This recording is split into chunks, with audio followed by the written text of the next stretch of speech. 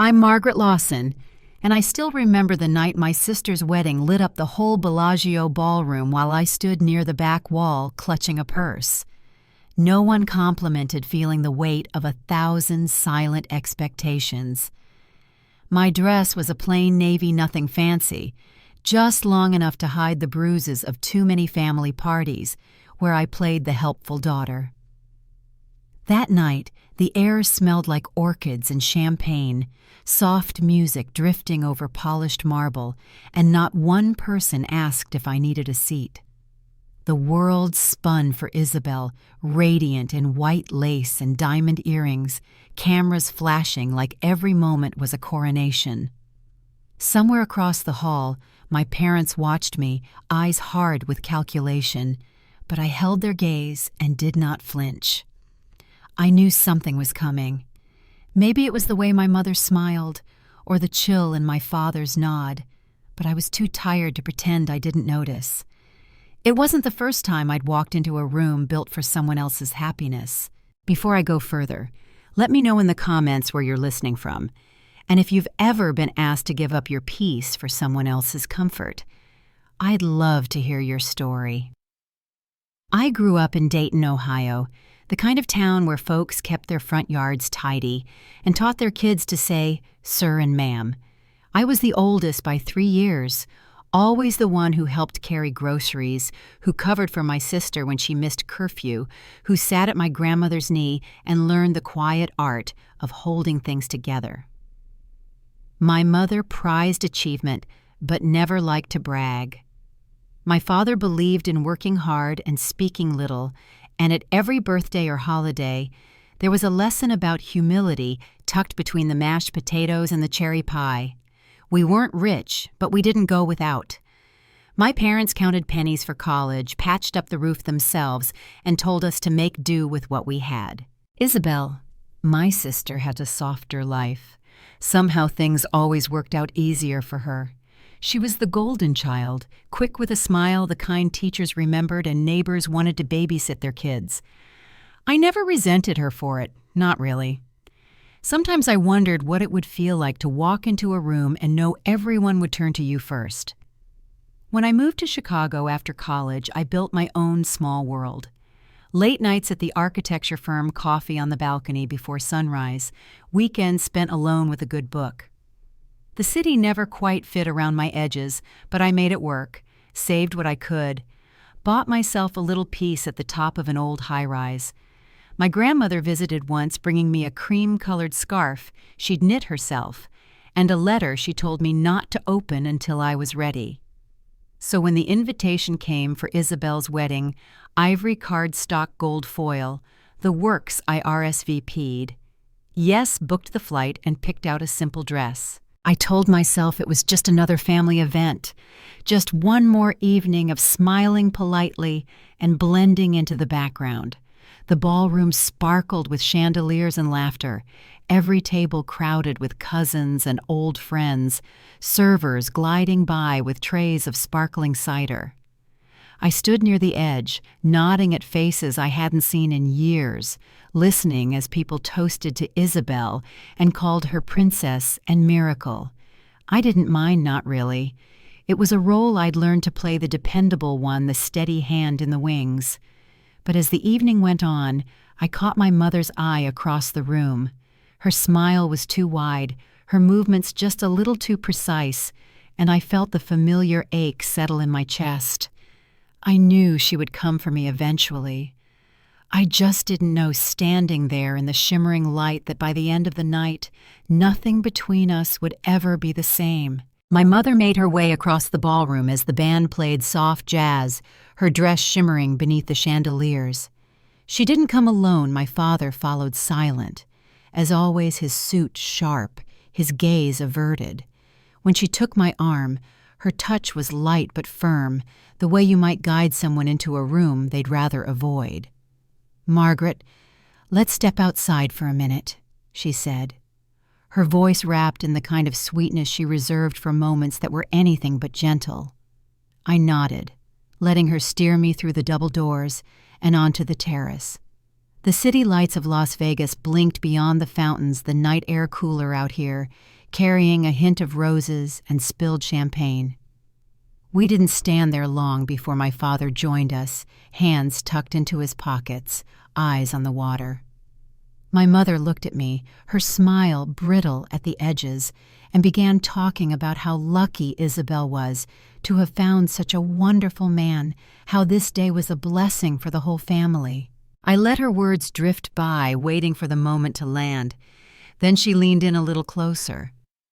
"Your penthouse, Margaret. It's been sitting empty so much of the year, and you know you're always on the road for work.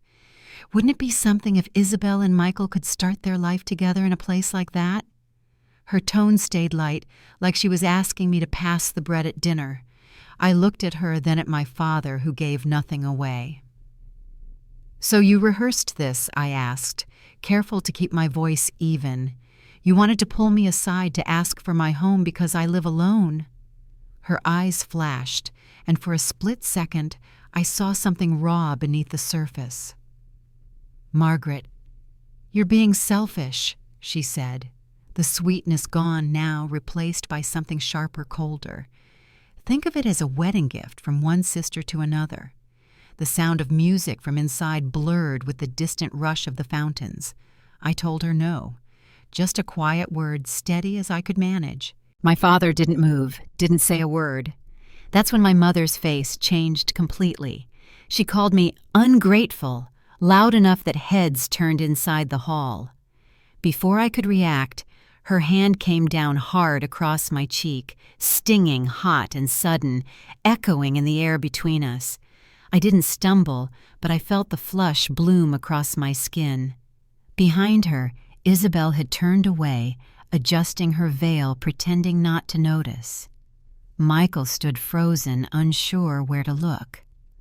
Some cousins by the doors went quiet, their eyes wide, but no one stepped forward.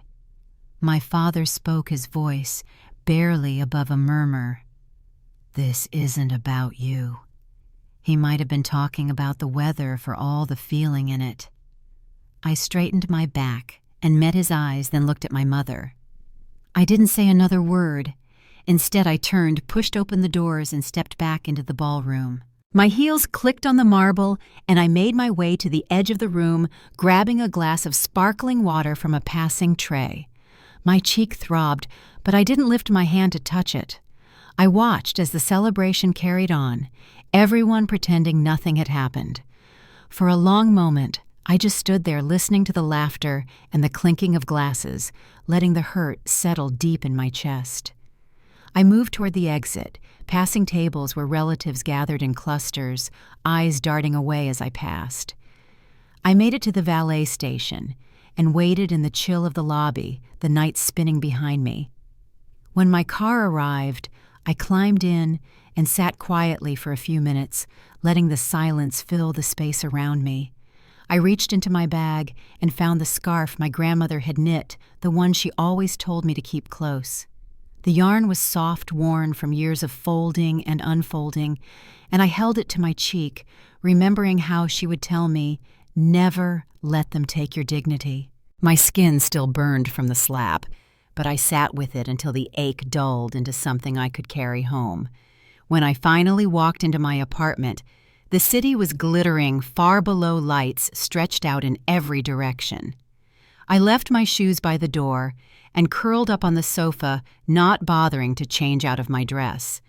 I pulled a blanket over my knees and stared at the ceiling, the quiet swallowing up all the sounds of the evening.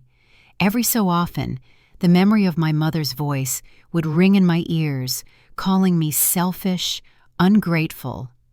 I closed my eyes and let the tears come, not in a flood, but in slow, careful waves. I remembered birthdays, graduations, every family gathering where I'd sat to the side, useful but invisible, the dependable one. The hours slipped by. At some point, my phone lit up with missed calls from numbers I didn't recognize. I left them unanswered. I walked to the bathroom and saw the red mark still there on my cheek, a pale reminder of how quickly things could change. I stood at the sink, breathing in and out, before pulling my hair back and stepping into the kitchen. Grinding coffee beans by hand, I found comfort in the simple motion. The smell of coffee filled the apartment, and I wrapped myself in my grandmother's scarf, feeling the soft warmth settle over my shoulders. Morning brought little relief. The sky was a pale gray, the sun hidden behind thick clouds.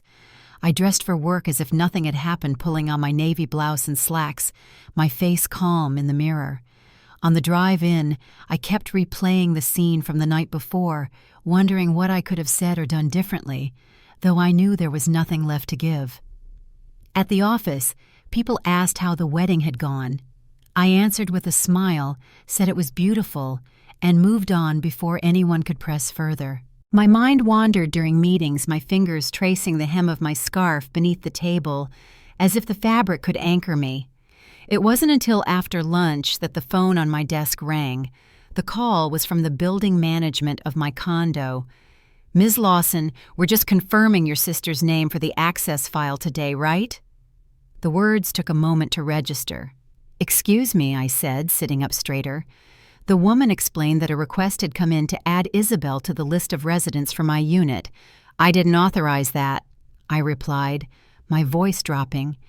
"Please don't make any changes." She hesitated, apologized, and promised to take care of it. I set the phone down and stared out the window, piecing together what must have happened. Isabel moving quickly, assuming she'd already won. I checked my building's digital access logs from my phone. There it was, someone had tried to use a duplicate key fob. I thought back to a night years ago, Isabel crying after a breakup, asking if she could make herself a spare key just in case. I'd forgotten all about it, but she hadn't. When I got home, I checked the small dish in my entryway where I kept my keys.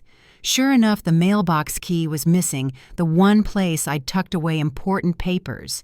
Letters, my grandmother's will. My stomach clenched, but I didn't panic. I picked up the phone and called my friend Rachel, the only person I could trust to tell the truth without making it worse. She answered on the second ring, her voice warm and steady. I told her what had happened. There was a long silence, then she said, "You might want to check Isabel's social media. I saw something earlier that didn't sit right." I thanked her, hung up, and opened my phone. There it was, a post on Isabel's private story, a photo of my building's lobby with the caption, "Welcome to our new home." I stared at the screen, the quiet in my apartment growing heavier. I took a screenshot, attached it to an email with the building logs and a note to my attorney, and sent it off. Then I sat on the balcony, watching the sky fade from blue to gold to black, thinking about all the ways a family can ask for something that isn't theirs. The next morning, I went downstairs and spoke to the security manager. I handed him the documents, the evidence. "No one enters my unit unless I escort them personally," I said. He nodded, typing into his computer, and assured me the locks would be changed, every spare fob removed from the system.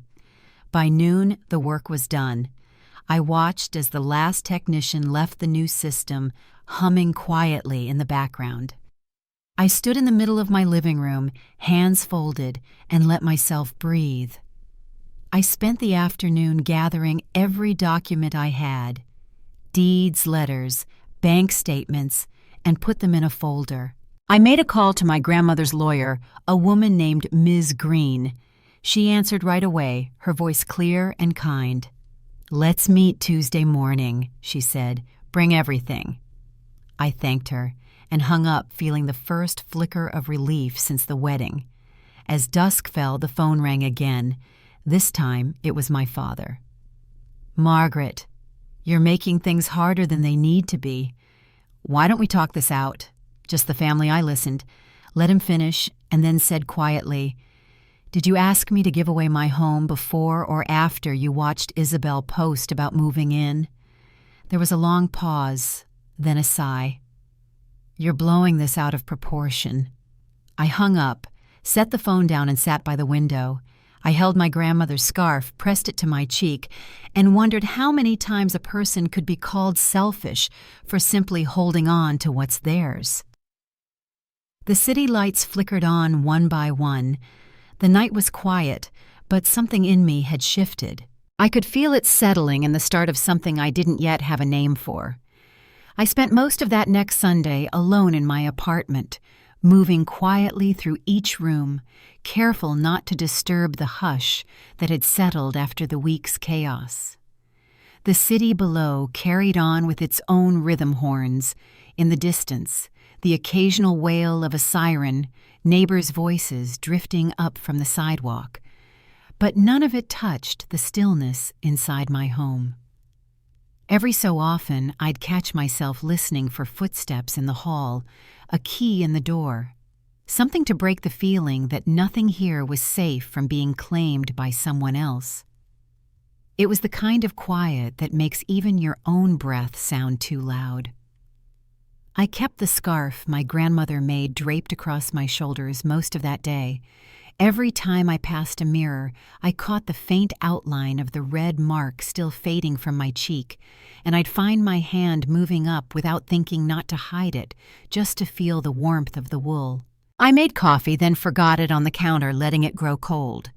The stack of documents on the kitchen table stayed right where I'd left them.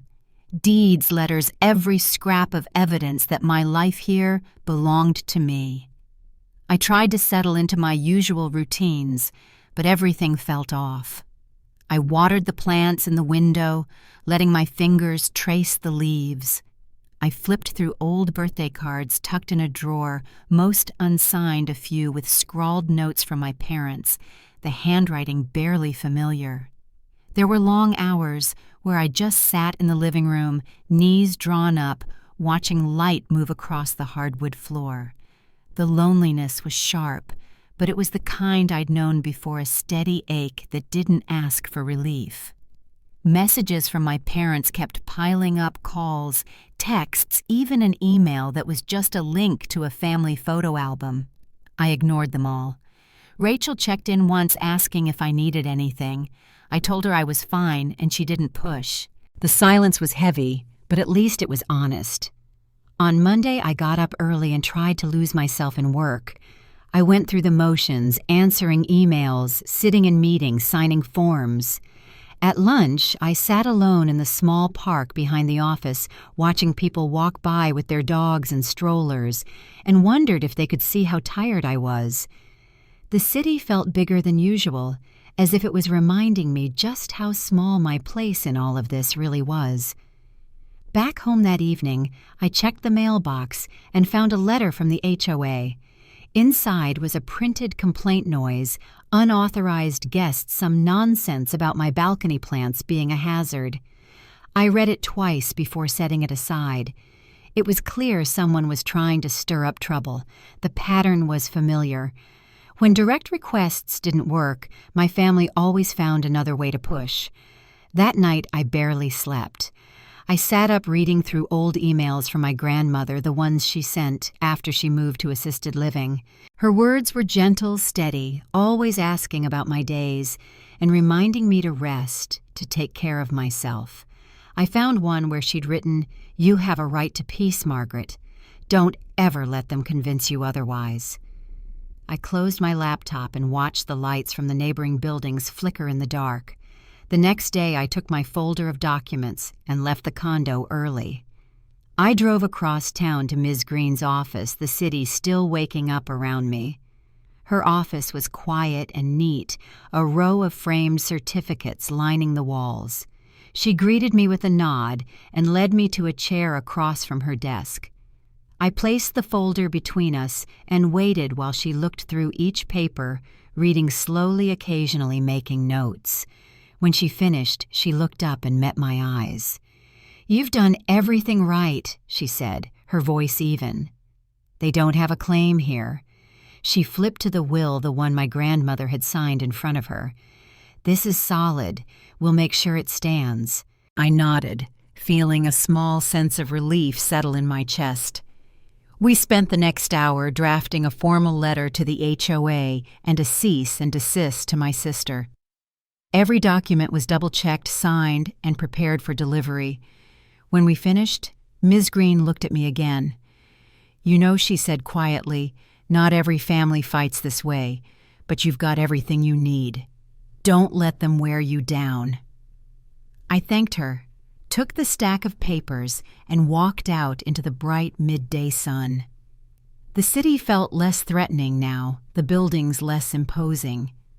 I stopped at a bakery and bought a croissant more out of habit than hunger, then took the long way home, letting the hum of traffic fill the silence that had followed me all week. When I walked into my apartment, I felt the difference, a small shift, but enough. Later that afternoon, the buzzer rang downstairs. The concierge's voice was polite but strained.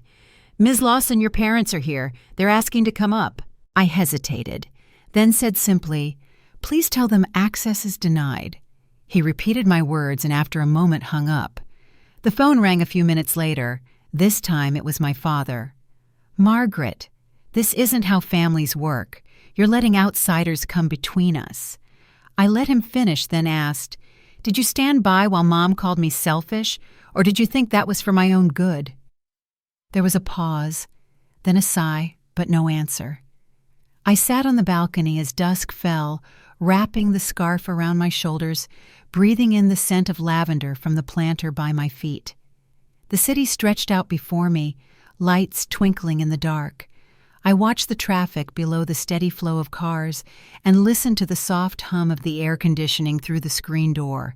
The quiet in my apartment was different now, not just empty, but expectant, like something was waiting to be named. Early the next morning, a knock at the door broke the silence. I peeked through the peephole and saw a man in a dark suit holding a leather briefcase. He introduced himself as a legal courier and handed me a thick envelope. Inside was a demand letter from my uncle, claiming I was occupying the condo unlawfully and needed to vacate within 7 days. Attached was a copy of a so-called revised will, dated just before my grandmother's stroke, naming Isabel as the rightful heir. I sat at the kitchen table and read the documents twice, the words blurring as the afternoon light shifted. It didn't sound like my grandmother. She would have never left something like this undone, never let an important matter go unspoken. Still, the threat was there plain as day. I gathered the papers and made another call to Ms. Green, asking if she could meet again. She saw me that afternoon. When I handed her the documents, she flipped through the pages with practiced eyes. "This isn't her signature," she said after a moment. "They didn't even file it properly. It won't stand up." She set the false will aside and picked up the real one. "We'll respond in writing, include copies of everything that proves your ownership. This will go away." I left her office as the sun dipped low over the skyline. I stopped by the market, picked up fresh bread and fruit, then walked home under the streetlights. My apartment felt different as I opened the door, a little less lonely, a little more mine. That evening, I sat in the living room, the scarf draped across my lap, a stack of papers on the coffee table. I thought about the years spent trying to earn a place in my family, every sacrifice made, every holiday spent, making sure someone else had what they needed. I let the quiet wrap around me as I watched headlights sweep across the far wall, the world outside moving on as if nothing had changed. I poured myself a cup of tea and sat by the window. The city lights flickered steady and sure, and I told myself that tomorrow I'd keep going. Whatever came next, I would meet it head on. The night was still, but I could feel the first hints of resolve settling in. Something was shifting, even if I didn't have the words for it yet. The days after that demand letter arrived, I felt myself moving differently through my own space. It was subtle at first, a longer pause in the morning before unlocking the door, a slower step as I walked past the mirror in the hallway, letting my eyes linger on the reflection of the scarf across my shoulders. I found myself spending more time in the study, surrounded by paperwork, the faint scent of old paper and ink anchoring me in the present. I kept rereading my grandmother's letter, letting the careful curves of her handwriting steady my breath. The city outside went on as usual, its noise muffled by thick windows, but inside my condo time seemed to slow down and stretch thin. Most evenings I would sit by the window as the sun dipped low, turning the glass towers outside pink and gold. I'd watch headlights sweep down the street below the quiet hum of traffic, a reminder that life kept moving even as mine felt paused. I kept waiting for my parents to call again or for another envelope to show up at my door. Instead, there was a different kind of silence, a pause before the next storm, a hush that gave me space to think. That's when I realized something had shifted. I wasn't just waiting for their next move. I was finally seeing the shape of my own life laid out in every small act of care I'd taken, saving old cards, organizing documents, holding on to memories that nobody else thought to keep. I remembered all those years I'd spent trying to earn their trust, saying yes, keeping quiet, making myself useful. I saw it clearly now, the pattern that had kept me anchored to their expectations for so long. One morning as I made coffee and listened to the city wake up outside, I caught sight of my grandmother's photo on the bookshelf. Her smile was soft eyes, bright like she was looking right at me. I thought about all the advice she'd given me over the years, quiet, steady encouragement, the kind that doesn't draw attention, but stays with you anyway. I heard her voice again, gentle but sure. "You have a right to peace, Margaret. Don't ever let them convince you otherwise." I set my mug down and sat with that memory, letting it settle over me. That afternoon, I pulled out the envelope with her will, running my thumb over the seal. I reread the words she'd left just for me, the lines that made it clear the condo was always meant to be mine. There was no room for doubt, not in her careful planning, not in the documents tucked safely in my drawer.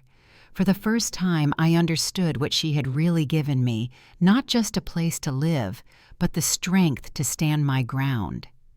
It was around then that the familiar sense of dread began to fade, replaced by something steadier, quieter. I could see the difference in the way I answered the phone when Rachel called, or how I handled the next email from the HOA, brisk professional with no extra words left hanging. I didn't ignore the tension, but I no longer let it define my day. A few nights later, I sat at my desk sorting through legal forms when I heard my phone buzz. It was another text from my parents, just a few words asking if I was ready to talk. I read it twice, then set the phone face down on the table.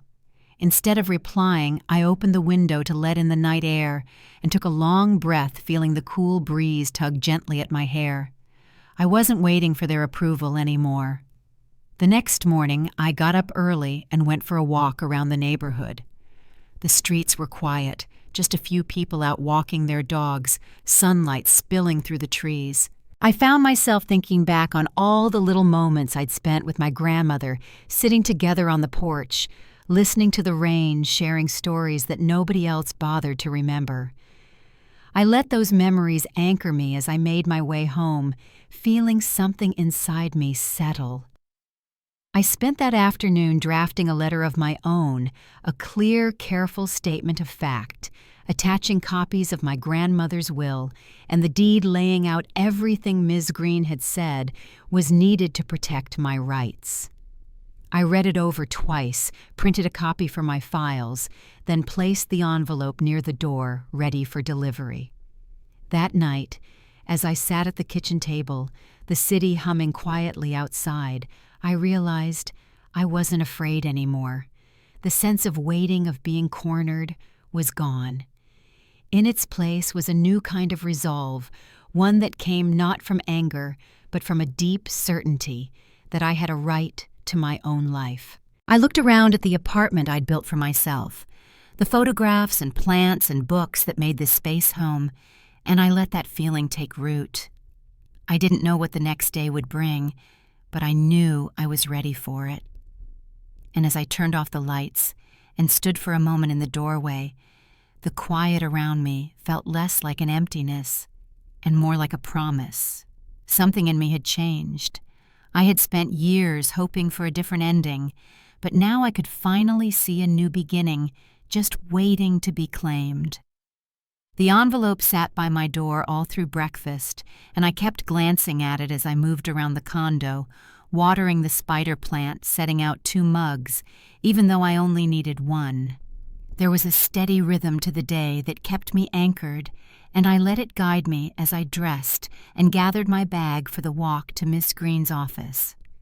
The building was busy when I arrived, the halls full of quiet footfalls and the muted sound of voices behind closed doors. I nodded a greeting to the receptionist and took a seat, resting the envelope on my lap, my thumb pressed firm against its corner. Ms. Green didn't waste time on small talk. She gestured for me to come in and with a steady hand flipped through the documents I'd brought. "You're sure you want to do this?" she asked, her tone practical, but never cold. I nodded, feeling the certainty that had settled inside me these past few days. Together, we drafted a cease and desist letter, attaching notarized copies of my grandmother's will and the condo deed. When she slid the final copy across her desk, I signed it without hesitation. It felt like drawing a line that could not be crossed, a boundary that wasn't up for negotiation. By the time I stepped back out onto the street, the sun was warming the concrete, and the air smelled faintly of baking bread from the bakery downstairs. I stopped in and bought a croissant, letting the comfort of something simple steady my nerves. At home, I set the pastry beside a mug of tea and watched the light move across the living room floor. For a long while, I didn't do anything but listen to the city and breathe. It wasn't dramatic. It wasn't loud. It was a moment of quiet resolve. Late in the afternoon, my phone rang, an unknown number. I recognized my father's voice when I answered, calm and composed the way he always was in difficult moments. "Margaret, we'd like to talk. This is all going too far. We're still family." I could hear my mother's voice in the background urging him on, but I didn't let them pull me in. I listened, waited for him to finish, then told him I'd said all I needed to say. He tried again, softer this time. "Don't let lawyers come between us." I told him gently but firmly that boundaries were healthy, and that's where we stood. There was a long silence before he hung up. The evening came on slow. I fixed myself a light dinner and ate on the balcony as the city's neon signs flickered on below.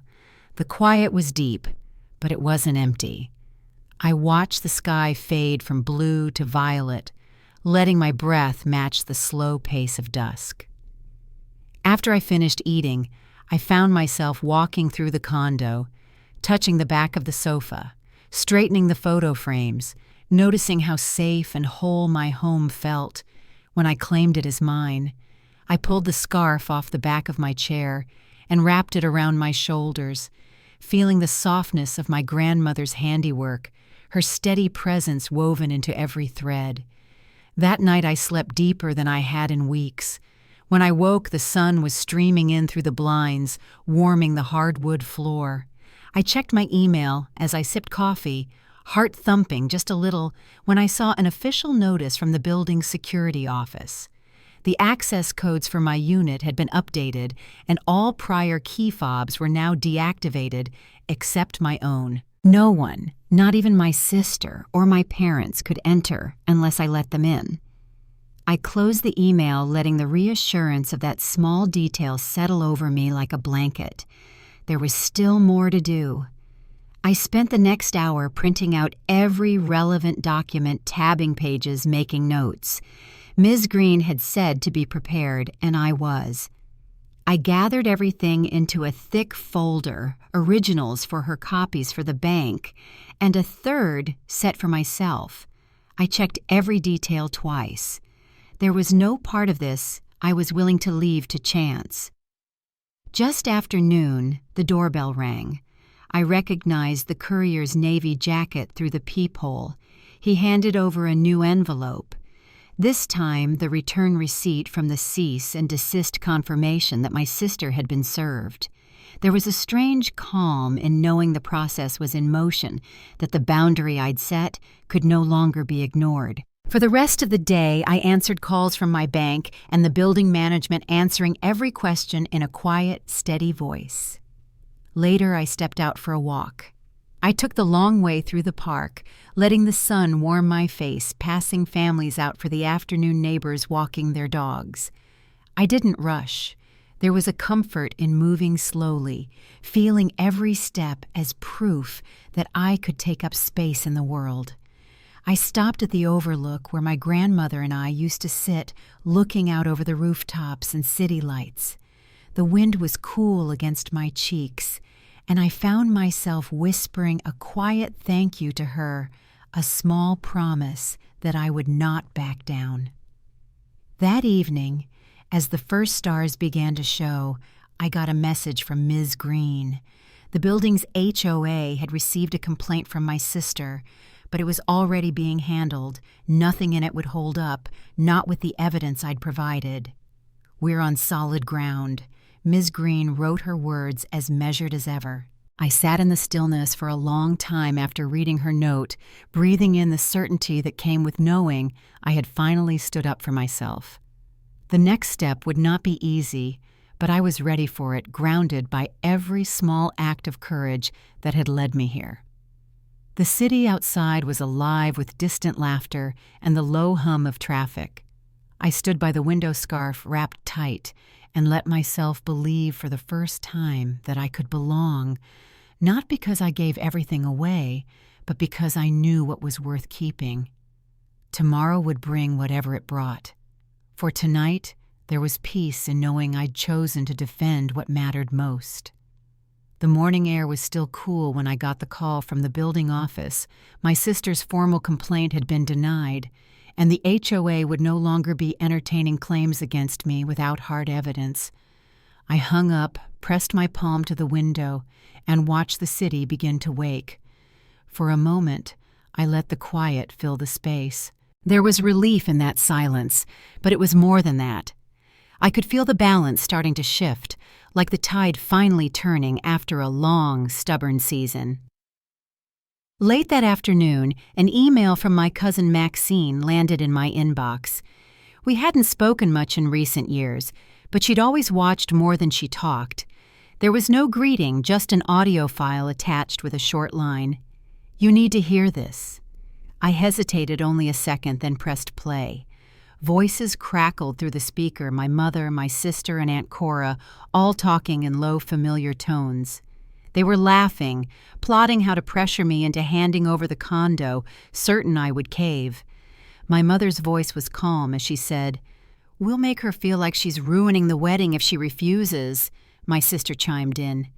"Just guilt her, she always folds." There was laughter, light and careless.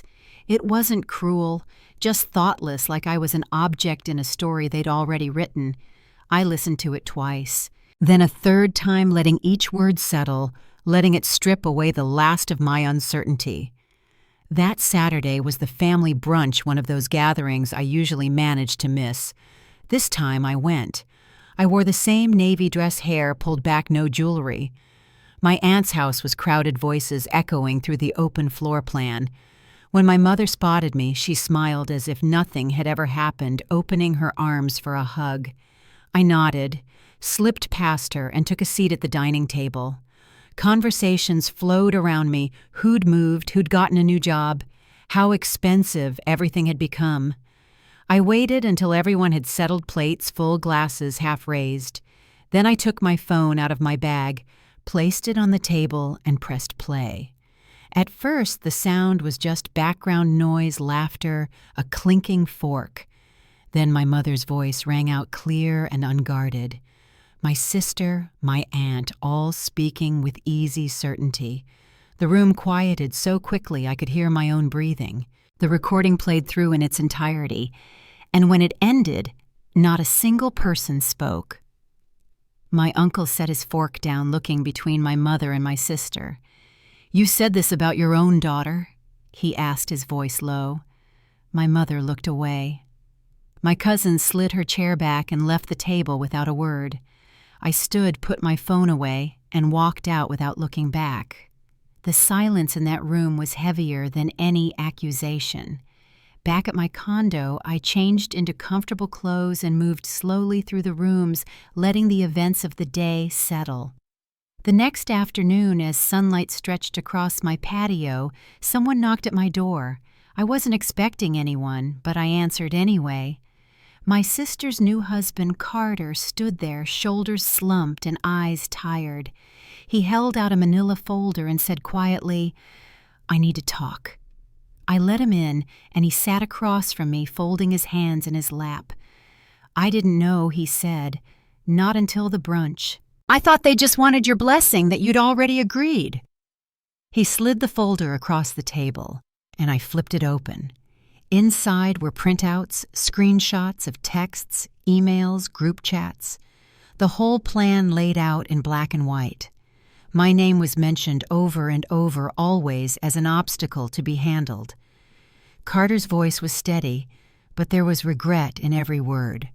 They told me it was just paperwork, that you'd always planned to give them, the condo, that you were difficult and needed a nudge. He looked up at me, and for the first time since the wedding, I saw someone who understood what had really happened. I signed a witness statement for the deed transfer, he admitted. I thought it was just a formality. He hesitated, then pulled out another document, a copy of his and my sister's prenup, the section listing my condo as a marital asset. "She added this before the wedding," he said.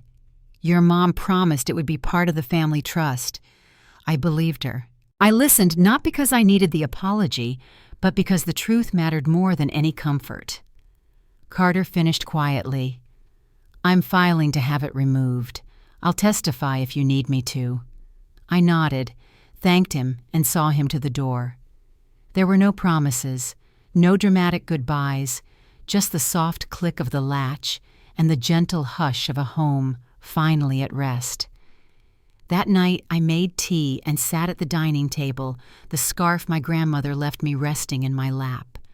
I looked around the room, my walls, my memories, and let myself feel what had changed. Not just the power I'd reclaimed, but the quiet certainty that came with it. I opened my laptop and sent Ms. Green an email with the new evidence attached. The subject line was simple: "Update, please advise on next steps." Then I closed the computer and stood by the window watching the city glow beneath the first stars of the evening. There was a voicemail from my mother later, her tone softer than usual. She asked me to let it go, to remember we were still family, that none of this needed to go any further. I listened once, then deleted it. In that moment, I knew the balance had truly shifted. The fight was no longer about approval or belonging. It was about finally being seen, finally being heard.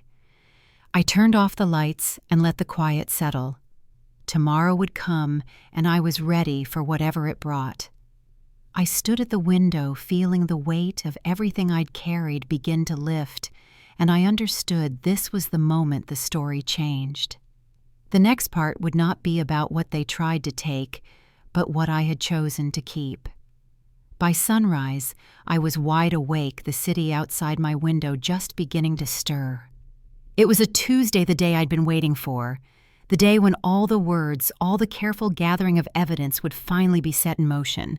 I dressed in the same quiet, professional way I always had, pressed my hair back, slipped my folders into my tote, and made my way downtown to Ms. Green's office. The air was brisk, almost sharp, as I crossed the street and let myself into the building. Ms. Green greeted me at the front with her usual steady calm, guiding me back to her conference room where the notary and her assistant were already waiting. We sat around the polished table, documents neatly stacked in the center. I handed over the folder with everything Carter's printouts, the text messages, the fake will the deed, every photograph and security log, all labeled and in order. Ms. Green's eyes moved quickly over the pages, her expression never changing, but I could tell she was pleased. "You did everything right," she said, and for the first time, I let myself believe it. She had the notary sign off on the property documents and the cease transfer injunction, then prepared a formal notice to my parents and to Isabel officially ending their claim to my home. There were no drawn-out speeches, no dramatic confrontations, just paperwork signed and handed off to a courier who would deliver it before the end of the day. Afterward, Ms. Green and I walked through every detail step by step, so there would be no confusion or loopholes left for them to twist. When she was satisfied, she handed me a copy of the file, her tone gentle but firm. "If they try anything else, you have every right to escalate. You're protected now. Let the documents speak for themselves." I thanked her, feeling the weight shift just a little more off my shoulders. The walk back to my car felt lighter. Even the sound of my heels on the concrete had a different rhythm, steady, certain, grounded. I stopped at a small coffee shop on the way home, letting myself breathe in the warm scent and feel the simple pleasure of something that belonged only to me. That afternoon, I tidied my condo, put away the files, set fresh flowers on the kitchen counter, and let the quiet settle in. Just as the sun started dipping low, the phone rang again. This time it was the HOA president, Mr. Riley, his voice more open than it had ever been. "Miss Martin, I wanted to let you know the board has received your documentation. There will be no further action taken against you, and all complaints have been formally withdrawn. If you'd like to attend our next meeting, the floor is yours." I thanked him, my voice steady, and promised to consider it. Later, I received one more call, this one from my mother. Her words were clipped, her tone brittle around the edges. "We've been served with your paperwork. Is this what you wanted? To make a spectacle?" I let her talk, saying nothing, until she finally fell silent. Then in the gentlest voice I could muster, I said, "This was never about spectacle. It was about keeping what was rightfully mine." I ended the call without waiting for a reply. That evening I sat down at the dining table with my grandmother's scarf in my hands. For so long I'd held on to hope that something might change if I just stayed quiet, if I just gave enough. Now, with everything laid bare and the truth on record, there was no more pretending. I didn't have to justify or explain myself anymore. The next day, a notice was delivered to Isabel and my parents' legal binding final. If they tried to interfere again, it would be a matter for the courts. I didn't celebrate, didn't throw a party, but I did allow myself a small private moment of satisfaction as I placed the signed documents in my safe right next to my grandmother's last letter. A few days passed in that new stillness. The phone stayed mostly silent. No more urgent voicemails or veiled threats. Neighbors I'd barely spoken to before stopped me in the hallway, some with a quiet nod, others with a brief word of encouragement. "You did the right thing," one said softly, and for the first time, I truly believed her. The family, as I had always known it, had shifted. Not broken, just revealed for what it was and what it wasn't. I wasn't angry. I didn't wish them harm. But I wasn't giving up my home or my peace for anyone's idea of family anymore. As dusk settled, I brewed a cup of herbal tea and stood at my window watching the last light fade. There was no need to rehash every hurt, no need to seek out apologies that would never come. Justice didn't always mean a dramatic reckoning. Sometimes it was as quiet as a locked door and a name on a deed that no one could take from you. And as I stood in the soft glow of my living room, the city outside humming with distant life, I realized this was what it felt like to stand your ground and have the world, not just your family, finally respect it. The fight was over. All that was left was the quiet, and for once, I welcomed it. But the story wasn't finished, not yet. There was still the matter of what comes after and how you begin again when everything you've ever known has changed shape around you. I didn't know what tomorrow would look like, but for tonight, the silence wasn't empty, it was a promise. The days that followed moved slowly, each one gentler than the last. Without the old noise, without the weight of waiting for someone to call or someone to accuse, I found myself waking up to quiet sunlight brewing my coffee, without checking for new demands or hidden threats. I took walks through the city and let myself notice the ordinary things again, like the sound of church bells in the distance, or the way the morning breeze caught the curtains just so. Sometimes I'd pass the old neighborhood, the house I'd grown up in, but I never felt the urge to stop or look back. I knew those walls and windows by heart, but what I had finally learned was that the idea of home isn't something you can lose to anyone else's wishes. It's something you carry with you and something you have a right to protect. I spent more time in the penthouse, my home now, in every way that mattered, watering the plants, dusting the shelves, opening the windows to let in fresh air. I hung my grandmother's scarf over the back of my favorite chair. And sometimes in the evenings, I would sit with it across my lap, feeling the comfort of her memory and the strength she'd left me in her quiet way. There were still messages from family, some bristling with old grievances, others with forced sweetness. I didn't answer right away. There was nothing left to explain and no more ground to give up. One Sunday, I took the envelope with Grandma's handwriting and drove out to the overlook she'd loved. I sat on the bench as the city spread out below me, soft and far away, and read her words one last time. The ache of disappointment, the years of waiting for someone else's approval, all of it seemed smaller here, like something that had finally passed.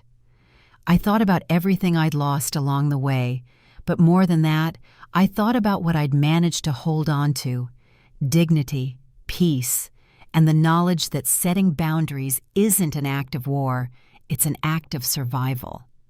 It doesn't mean you stop caring or stop wishing things could have been easier.